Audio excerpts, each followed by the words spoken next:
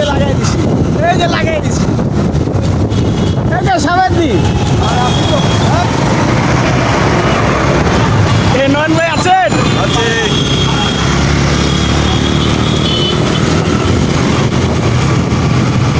চলে আসলাম, এটা কি আনসার ক্যাম্প ক্রস করে বাঘ না? কল্যাণপুর, শ্যামলী, আগে শ্যামলী কল্যাণপুর, তারপর আনসার ক্যাম্প, হচ্ছে আমরা টোলারবাগ। এই যে সাংগঠনিক, এই যে সাংগঠনিক গেছে, একেবারে গেছে।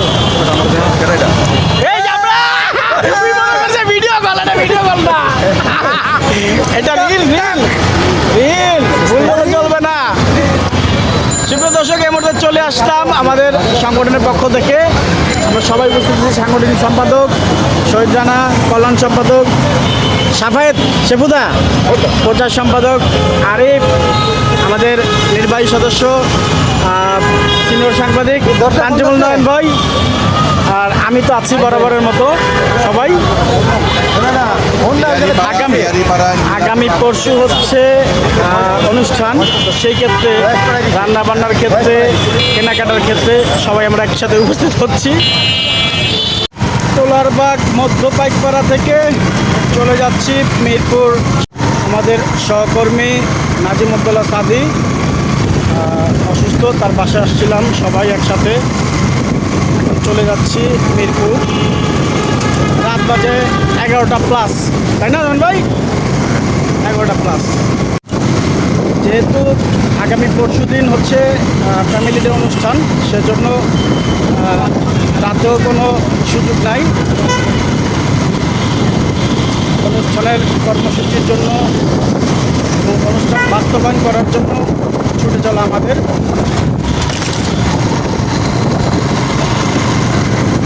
মধ্য পাইকপাড়া থেকে চলে আসলাম মিরপুর 1।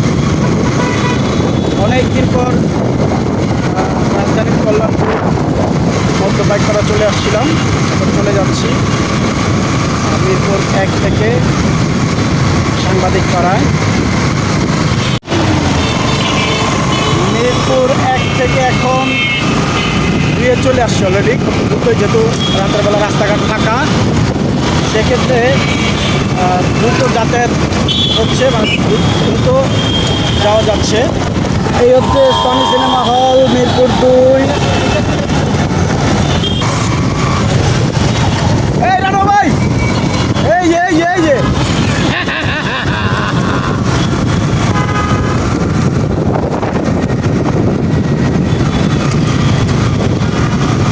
অনুষ্ঠানকে সফল করতে আমাদের পথ চলা, অনুষ্ঠানকে সফল করার লক্ষ্যে আমাদের এই ছুটে চলা।